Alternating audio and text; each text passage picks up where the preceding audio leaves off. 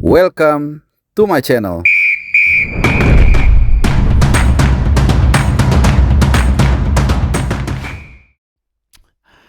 Halo, halo, halo teman-teman semua. Bukan kalian yang kangen. Apa nggak kangen ya sama gua, tapi gue yang kangen sama kalian yang eh ya pokoknya kangen lah nyapa kalian jujur.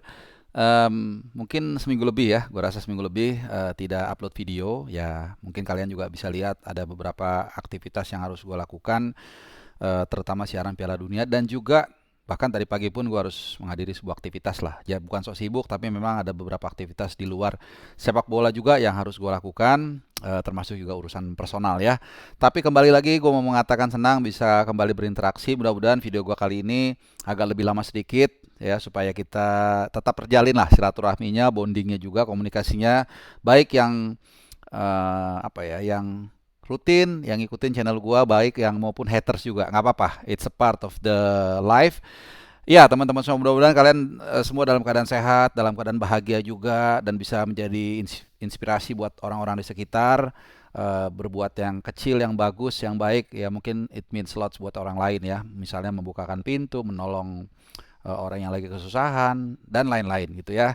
Oke teman-teman, bukan menjadi sebuah apa video motivasi, tapi memang ya hati-hati kita semua lagi happy juga ya. Kalau gue pribadi lagi senang, kenapa? Karena ya Piala Dunia semakin mengkerucut, semakin seru ya. Menjadi sekarang sudah total 32 tim. Sekarang 31 tersisa ya, karena kemarin sudah main Afrika Selatan dan juga Kanada, di mana Kanada berhasil ya menang secara susah payah menghadapi Afrika Selatan, tim Bafana yang sebenarnya di awal turnamen gak banyak yang mengunggulkan, tapi ternyata mereka bisa tampil sangat solid gitu. Jadi kita akan bahas soal Piala Dunia, kita wrap di 32 besar ini. Perjalanannya seperti apa Piala Dunia. Jadi kita mulai dari tim-tim unggul. Kalau tim-tim unggulan sih gua rasa nggak terlalu bagaimana ya, karena ya rata-rata kita sudah memprediksi kira-kira siapa yang akan lolos, siapa siapa yang akan juga bakal menjadi juara grup. Dan itu rata-rata mendekati 100% mungkin ya ketepatan kita dalam memprediksi itu semua. Misalnya Argentina yang 99% mereka lolos lah, dan ternyata betul. Lalu Prancis, ini dua tim yang kalau ditanya ke orang-orang lagi ngobrol gitu ya, gue sama orang atau subscriber, pasti rata-rata jago ini Argentina, Prancis gitu, which is normal karena mereka adalah finalis 2022 dan juga mereka punya materi pemain yang sangat mumpuni di timnya masing-masing ya.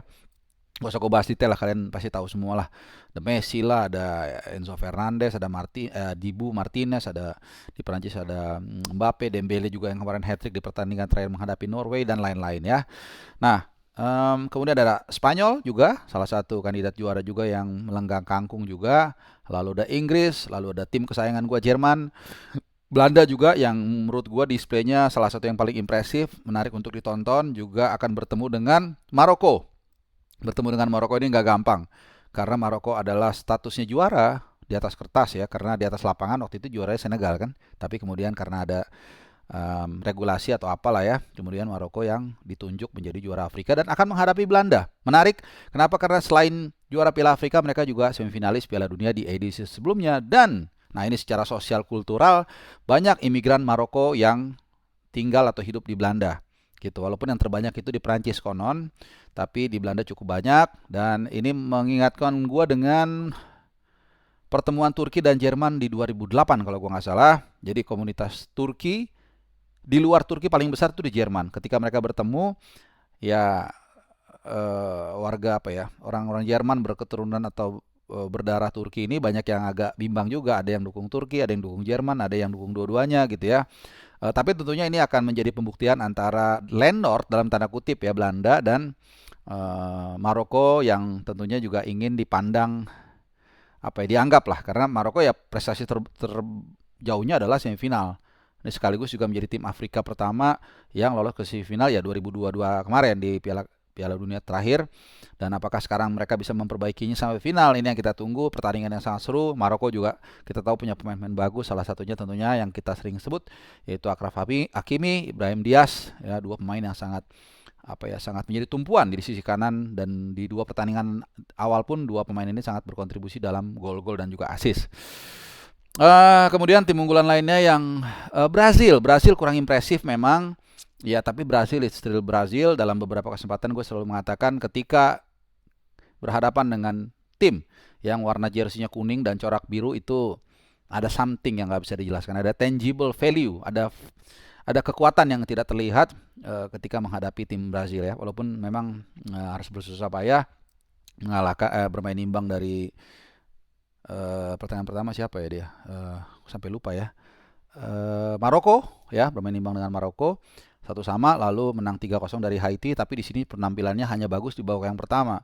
Ya, gue siaran sama Luciano Leandro, di babak pertama dia senyum, babak kedua menggerut. Nah, dari situ aja bisa dianalisa bahwa permainan Brazil saat itu hanya bagus di babak pertama, kedua turun drastis ya. Tapi di bawah Don Carlo kita lihat para pemain lebih kompak, lebih kolektif. Ya, katakanlah pemain yang seperti Vinicius yang dalam tanda kutip liar waktu di bawah Xabi Alonso, sampai Xabi Alonso terdepak, tapi di bawah Don Carlo agak lebih nurut, dan di laga menghadapi Haiti dia juga kelihatan sangat mobile, sangat kolektif satu sama lain. Lawan Scotland mereka menang dan mereka memastikan lolos ke babak berikutnya, dan menghadapi Jepang. Ini kalau dikatakan Coach Indra Safri, waktu itu gue se-frame di Kompas TV, ini seperti suhu lawan guru ya, karena Brasil ini salah satu kiblat sepak bola Jepang. Di 80 atau 90-an mereka juga ada naturalisasi itu dari Jepang.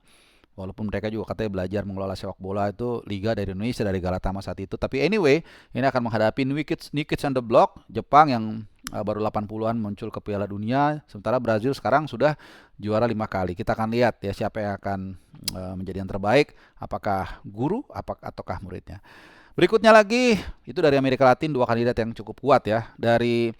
Yang menarik teman-teman, dari Afrika nih wakilnya banyak banget yang lolos ya. Jadi ada Maroko tadi, ada Kongo, ada Senegal, lalu siapa lagi?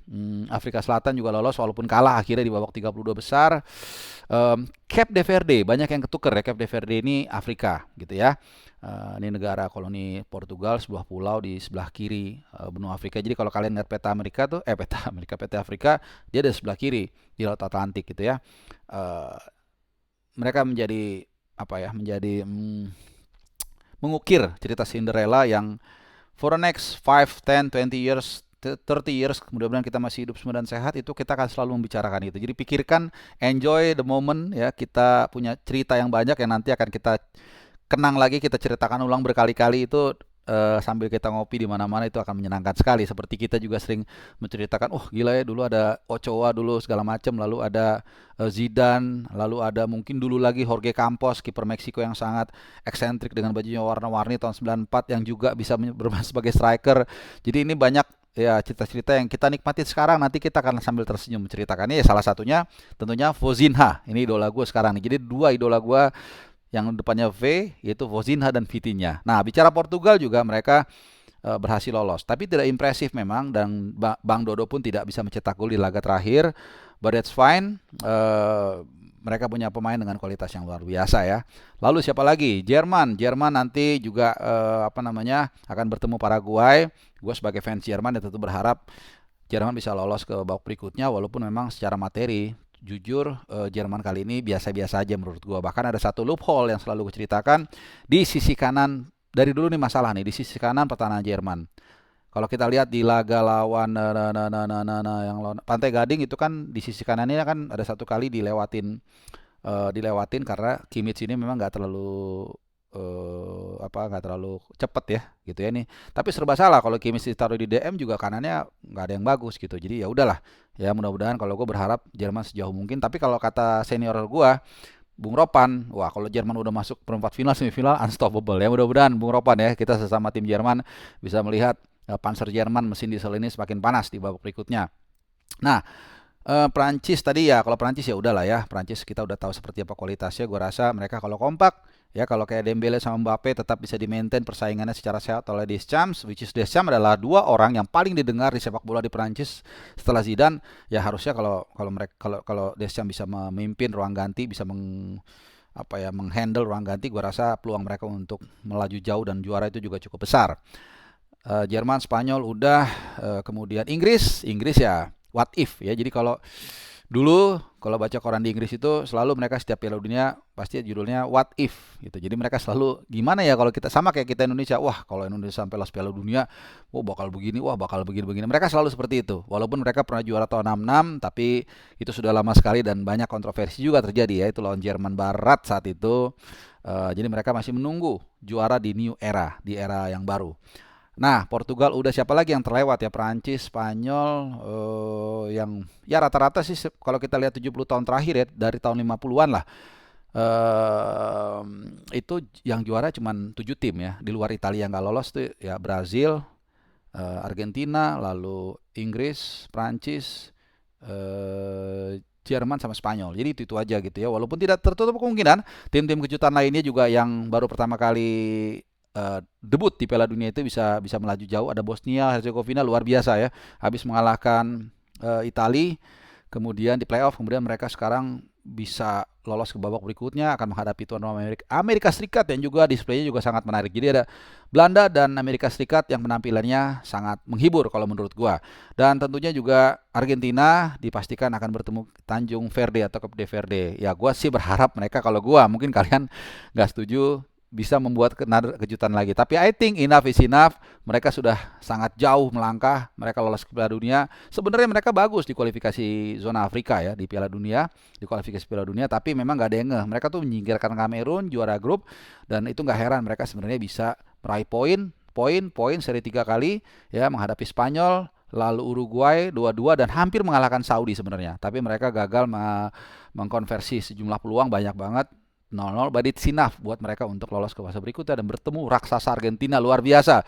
Ini cacing lawan naga nih ya. Tapi kalau buat gue sih, kalau mereka apapun yang terjadi mereka sudah punya dignity, udah punya harga diri, martabat luar biasa yang mengangkat nama negara mereka yang tadi mungkin kita nggak pernah dengar atau sumir-sumir, tapi sekarang jadi tahu. Mungkin nanti suatu saat kita jadi pengen liburan juga ke sana dengan idola gue Vozinha-nya. Nah teman-teman, itu rap aja soal Piala Dunia. Yang penting gue bisa menyapa kalian setelah sekian lama. Mohon maaf, gue tidak menepati janji gue. Gue bilang 2-3 hari sekali gue bikin video. Jadi gue mohon maaf, tapi memang ada beberapa urusan personal juga yang gak bisa gue tinggalkan. Tapi setelah ini kira-kira mungkin 6-7 jam lagi gue akan mengeluarkan satu informasi A1 yang sangat penting terkait dengan Super League. Tunggu video berikutnya. Tapi yang pasti sampai saat ini terima kasih buat teman-teman yang sudah rutin mendengarkan channel ini, dan semoga kita semua dinaungi kesehatan. Sampai nanti teman-teman, adios.